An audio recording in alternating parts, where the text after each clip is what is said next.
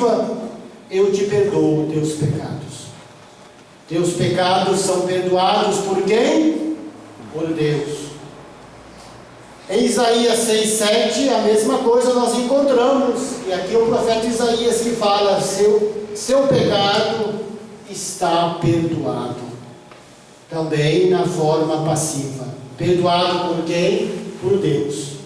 Jesus, em nome de Deus, realiza,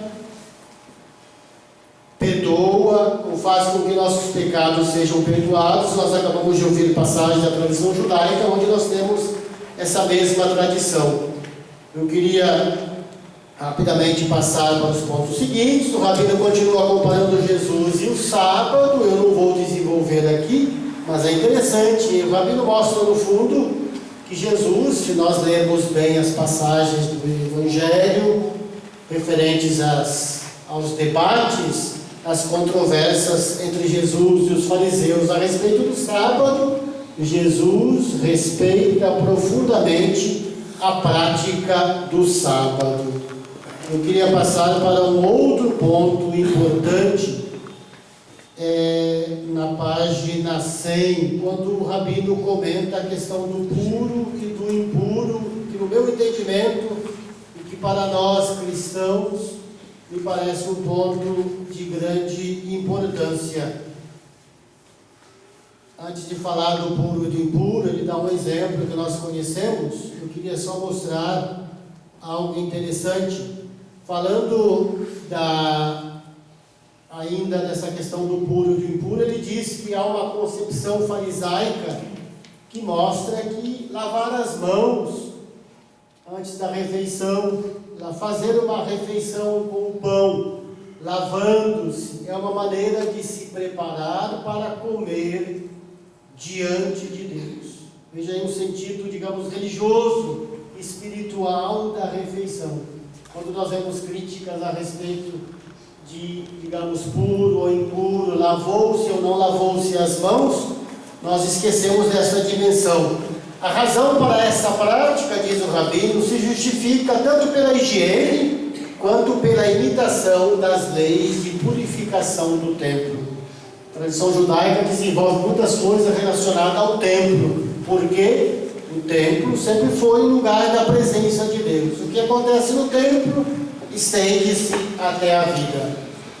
Em termos cristãos, eu diria, o que acontece na Eucaristia estende-se para toda a vida e não só no momento da Eucaristia. Para fazer uma comparação e talvez deixar as coisas um pouco mais claras. Continuo na página 100 agora do livro, algo importante sobre a questão dos votos. Acho que aqui é um ponto importante, eu queria me alongar um pouco mais e o rabino desenvolve. Votos ou promessas, muitas vezes de maneira popular nós usamos isso como sinônimo. Eu fiz uma promessa para Nossa Senhora de Aparecida de ir a pé ao santuário, tenho que realizar essa promessa. Mas se eu não tenho mais condições físicas para isso, como fica? Daí o drama para a pessoa que fez a promessa. Tem uma tradição judaica que diz que a promessa, que o voto, está na Mishnah, Nedarim 2.2, na página 100 do livro, diz que os votos não podem nunca anular o mandamento da Torá. Os mandamentos da lei de Deus estão acima dos votos. E um deles, que é debatido e que, digamos, o judaísmo recebe muita crítica a respeito disso, é aquela passagem que nós conhecemos a respeito dos pais, onde Jesus critica o que Moisés teria feito e que mais tarde a tradição teria mudado a respeito da honra do pai e da mãe. Nós conhecemos o texto, eu não vou citar, eu só quero citar aqui, digamos, a contrapartida, que é o que diz a tradição judaica. Honra teu pai e tua mãe. A honra ao pai e à mãe prevalece sobre o santo bendito seja ele. Esta é a afirmação central da tradição judaica. A honra do pai e da mãe está acima de Deus, por assim dizer. Por quê? Porque está dito em Provérbios 3:9: honra o Senhor com os teus bens, com as tuas primícias de tua colheita, a saber, a espiga, o feixe esquecido, o canto dos pobres, as taxas e dízimos e assim por diante.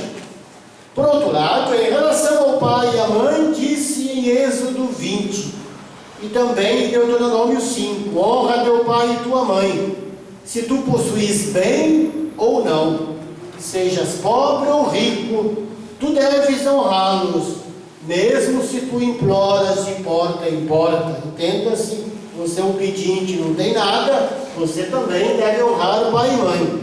Da mesma forma, grande, continua o texto, é a honra devida ao pai e à mãe, em comparação com o que é devido ao santo bendito seja ele. Santo bendito seja ele é outro nome judaico para o nome de Deus. Assim o Rabino Avira comentou o versículo do Salmo 138, versículo 4, que diz: todos os reis da terra, o eterno Deus, eles te prestarão homenagem depois de ouvir as palavras da tua boca. Eu sou o Senhor vosso Deus, não tereis outros deuses além de mim. As nações declararam: apenas para ele. Quando elas ouviram: honra teu pai e tua mãe, elas reconsideraram as primeiras palavras. Até as nações que não conhecem a Deus são capazes de honrar o pai e mãe.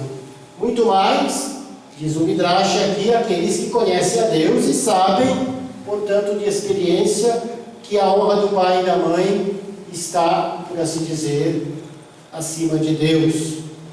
Continuo, queria passar para o último momento, sem querer me alongar muito, eu queria dizer uma palavrinha agora sobre o último ponto, que é aquele famoso das 7 invectivas ou críticas feitas diretamente aos fariseus. É a última parte do capítulo 3 do Rabino. E aqui é interessante, o Marivan, tanto o Marivan como o professor Márcio já tinha se referido, o Marivan terminou a conclusão dele dizendo: olha, se tem uma coisa que eu aprendi, é esta frase que está no capítulo 23 de Mateus, dizendo: os fariseus estão sentados na cátedra de Moisés, escutai-os, segui-os. E precisamente o Rabino faz essa análise. Ele começa com esse versículo, dizendo que a própria expressão cátedra de Moisés, cátedra de Moshe, em hebraico, mostra que isto é central. E daí, diz ele, interessante ouvir isso da boca de um rabino, da palavra cátedra se tem a origem de catedral. E o que é a catedral? É a cátedra do bispo, é a sede do bispo. Assim Jesus, sem dúvida, diz o rabino, reconhece a completa legitimidade do ensinamento farisaico.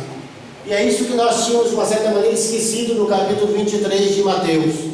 São conflitos internos, são discussões, debates, mas a afirmação central é o que está dito nesse início do capítulo 23. Eles estão sentados na cátedra e eles ensinam com respeito. Pequeno parênteses para fazer vocês dar risada e sair do sério. Homenagem ao meu avô, que já faleceu aos 15 anos atrás, ele morava em Camilópolis. Ele dizia, quando eu era jovem e ia visitá-lo, ele estava já no Sion, ele dizia assim: escuta, meu filho, faça o que os padres mandam, mas não faça o que eles fazem. Veja que com meu avô, os fariseus tornaram-se os padres. Então a crítica foi atualizada. Volta ao rabino, deixa o meu avô em paz, que Deus o tenha. A questão importante do rabino aqui é a compreensão na frase, que é a seguinte: quando nós ouvimos a seguinte frase: não hajais de acordo com as suas obras, porque eles dizem e não fazem, diz o rabino, atenção, tem dois jeitos de compreender. Pode ser porque, que dá uma justificação, mas pode ser também quando, e o quando é temporal. Então ficaria assim: não hajais de acordo com as suas obras, Quando dizem e não fazem. Mas quando dizem e fazem, ok, tem uma adequação entre o dizer e o fazer, entre a palavra e a prática. Portanto, há uma má compreensão quando se traduz esse que do hebraico, ou então o gar em grego, porque o Evangelho foi escrito em grego, se traduz por porquê, como se fosse uma causa, uma explicação, ao passo que se deveria entender a expressão quando. Não hajais de acordo com as suas obras, quando dizem, mas não fazem. E ele vai explicando, mas eu não quero tomar mais tempo de vocês, cada uma das 7 invectivas, os 7 ai, que é uma expressão bíblica e que significa muita coisa, entre elas, digamos, uma tristeza, um desconsolo por não conseguir fazer aquilo que se pretende ou que se busca fazer. Eu queria só em conclusão lembrar, é interessante, faz parte do método Midrash, o Rabino começou falando de 10 pontos, que são as 10, digamos, condições para que haja uma leitura judaica do Novo Testamento, dos Evangelhos. A conclusão do Rabino, eu vou citar nas últimas páginas, 158 e seguintes, ele diz que tem uma halahá, uma prática de Jesus, que ele resume também em 10 palavras. Jesus foi circuncidado. E aqui é a resposta, de uma certa maneira, ao que o professor Márcio dizia. Jesus, ele é justo. Como Abraão é um homem justo. Jesus praticou, observou o sábado. Uma outra realidade muito prática. Terceiro, Jesus respeita as regras do puro e do impuro. Vai, apresenta-te aos sacerdotes e assim por diante. São passagens que mostram a necessidade desse respeito. 4. Jesus tem o respeito pelo pai e pela mãe. Há toda uma passagem que eu não comentei, e que o Rabino aqui comenta, a respeito justamente do casamento, da fidelidade ou infidelidade que nós temos presente quando celebramos matrimônio. Sempre esse é um dos textos que aparece, porque que o homem e a mulher se unem em matrimônio, em uma só carne, assim por diante.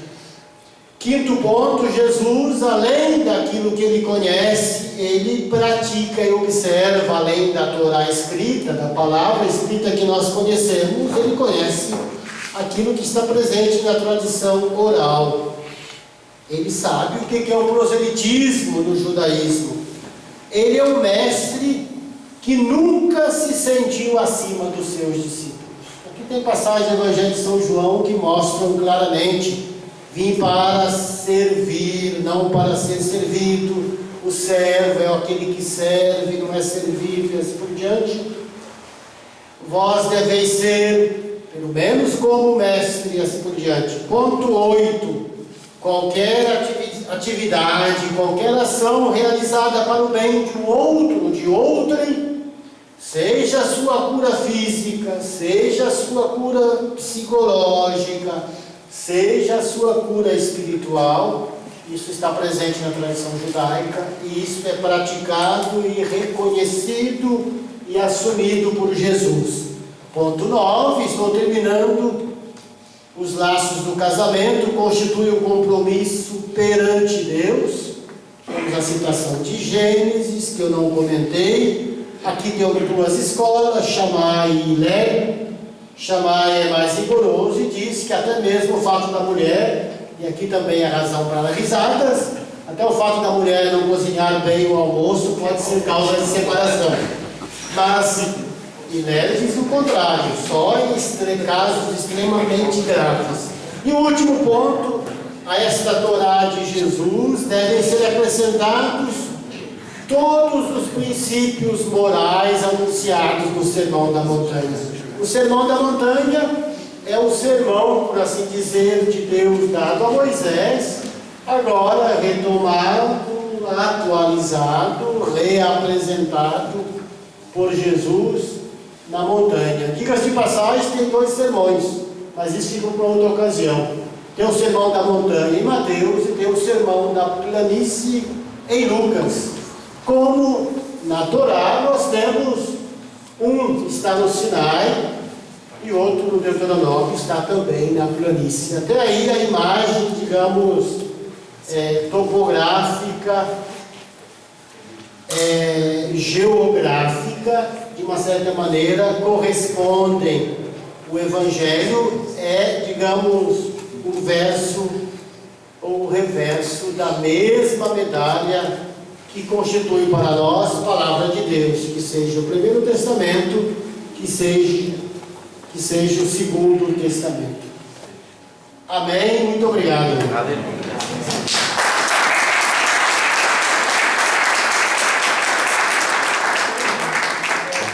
Então, vamos seguir a tradição de agora abrir um pequeno espaço para alguém que tenha alguma pergunta, 5 minutinhos talvez, se alguém tiver algum questionamento, seja para o padre Donizete, como para o Márcio, o Marimã, a respeito dos livros, fiquem à vontade. A gente só pede que responda um pouco mais breve por causa do nosso tempo. Professores, mestres, logo no início, na fala do professor Márcio, nós escutamos dois nomes, duas escolas, né? Foi muito sucinta o comentário, e logo no final o padre Donizete comentou novamente.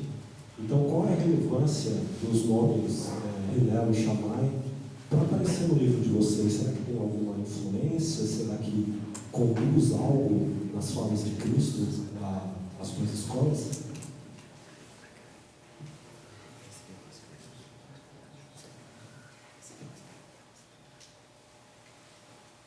Uma das coisas que a gente quis fazer no livro foi colocar as convergências dos ensinamentos de Jesus e alguns mestres fariseus. Então, é natural citar Hillel e Shammai pela importância, e depois a gente pontuou aqui no livro, na página, por exemplo, 49, Jesus e sempre um mestre. Aqui vai aparecer algumas vezes Hillel.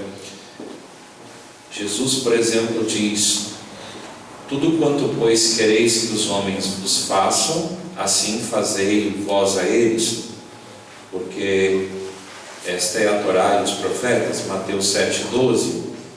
E Hillel vai dizer: não faça aos outros o que não desejam que façam a você. Esta é toda a Torá, o restante é comentário. Vai e pratica isso. Shabbat 31a. Então a gente percebe que existe sim convergências. Você vai encontrar em alguns mestres como Hillel e Shammai alguns ensinamentos que depois Jesus fala algo muito próximo, e vai encontrar também ensinamentos de Jesus que nos ensinamentos de outros mestres fariseus também é muito próximo, é praticamente a mesma coisa. Então nós percebemos essa influência e percebemos que ambos estão tratando da Torá, é muito claro. Então é nessa linha que a gente quis trabalhar. Rapidamente assim, Clérison, só para dizer, Jesus enquadra-se dentro da cultura do seu povo. Portanto, existe algo importantíssimo para a compreensão dessa cultura, que é a relação mestre-discípulo. Você bem sabe, pois estudou conosco no centro, não é? Então, essa relação mestre-discípulo é determinante. Então, Jesus, ele não sabe o que sabe fruto do acaso. Ele sabe o que sabe devido a uma escola ou a escolas que existiam anteriormente a ele, e que ele assume toda essa tradição e, evidentemente, atualiza, falando aquilo ou tratando aquilo que nós chamamos de reduz, inovando, trazendo aquilo que é próprio seu. Mas aquilo que é próprio seu, em hipótese alguma, descarta aquilo que foi advindo de uma tradição anterior a ele. Queria só acrescentar a respeito de Hillel e Shammai. Eu citei de cabeça, agora eu encontrei o texto, eu vou fazer jus ao autor, ao Gabino. A citação é a seguinte, e aqui vocês relacionam com aquela passagem de Jesus a respeito do divórcio, Veja o que diz a escola de Shammai. Ela ensina: um homem nunca se divorciará de sua esposa, exceto em caso de infidelidade. A casa de Lélia ensina: ele pode repudiá-la, mesmo pela razão de ter queimado a refeição. Parece muito sério, mas veja os extremos: algo mínimo e algo muito grande, caso de infidelidade. Aí as duas escolas divergem a respeito da situação bem prática da relação homem, mulher, esposo, esposa. Isso encontra-se na Mishnah Gittin, número 9, escrito Rabino. Mais alguma questão? Alguém?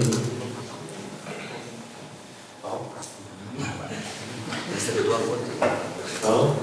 Ok.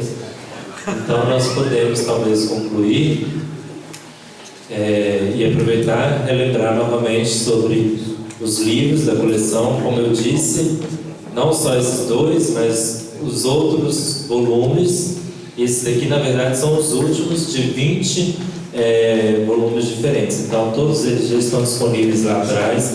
Agora a gente vai então ter um pequeno momento de confraternização, algumas coisas, algum lanchinho, se alguém quiser, fique à vontade. E antes também falar da revista Nishimá, ok? Temos a revista Nishimá também, que é a revista de estudos bíblicos, para quem ainda não conhece. A revista Nishimá é realmente uma tentativa de manter esses estudos que nós já falamos aqui, só de um jeito um pouco mais simplificado, de um jeito talvez para aqueles que não tenham muito tempo de fazer um estudo mais aprofundado, pode adquirir a revista Nishimá. Ela está à bolsa, quem quiser, quem não conhece, queira adquirir a bolsa, um exemplar ou outro, R$10 a unidade. E se você quiser fazer assinatura, você recebe por um ano por R$59,40 no seu endereço, ok? Temos também, você quer falar? Daqui como, né? Seu querido. Desculpa, eu queria só fazer mais um convite reforçando. Normalmente eu sei que vocês são diversos aqui a ter formação a nível paroquial, em Mauá e outras comunidades. A nossa perspectiva como centro de estudos é a seguinte: a gente começa no nível paroquial, depois passa nesse nível, digamos, de estudo mais organizado, sistemático no centro de estudos. Então, quem já está conosco continue, quem puder participar dos próximos anos são bem-vindos. O professor Márcio está com um grupo novo aí de pregadores, deve ter encontros nos próximos meses. Nós acolhemos e queremos dar, digamos, a melhor formação possível. Lembrando que nós temos uma revista chamada Canela de Sion, os artigos assim mais de tipo mais científico, que também está à disposição para vocês. Obrigado, nosso moderador, Frei Joel, que também é professor do Centro de Estudos, e com ele a palavra final. Obrigado. Só mais dois avisos. Quem tiver interesse de se inscrever nos cursos do Centro de Estudos, vocês vão encontrar aqui a seleção de todos os cursos, tá? O livreto está disponível lá atrás. O livreto é gratuito, mas vale a pena comprar um livro junto com o livreto para conhecer os cursos, a programação de 2022 e 2023. E também temos a Semana Bíblica, que vai ser agora no final de agosto. Então, a Semana Bíblica vai ser aqui também, né? Esse auditório. Vai ser os dias 30 de agosto, 31 de agosto e dia 1º de setembro. Cada dia desse vai ser um pessoal que vai estar aqui na mesa diferente, e vale muito a pena vir, porque são pessoas que conhecem bastante sobre estes temas que nós estamos desenvolvendo aqui. Vale a pena conferir os nomes. No dia 30, o Rabino Urilan, conhecido, juntamente com o padre Fernando Gross. A ideia é realmente que cada dia tenha uma representação cristã e judaica. No segundo dia, o Rabino Gerson, com um nome diferente aqui, Wasniewski, provavelmente polonês, né? Isso daí que ele falou, mas o professor Marivan, ok? Professor Marivan. Dia 1º de setembro, Rabino José Amarante, esse eu consigo falar, e o professor Matias Grenzer, que vai representar aí o lado cristão. Então vale muito a pena seguir. Quem quiser saber os detalhes da Semana Bíblica, vale a pena comprar a revista e aqui você vê os detalhes que já tem propaganda. Está no site também, mas eu ainda indico comprar a revista. É no papel, ok? Então, muito obrigado a todos e, por favor, fiquem à vontade. Nós temos alguns comes e bebes e também revistas e livros para comprar. Obrigado.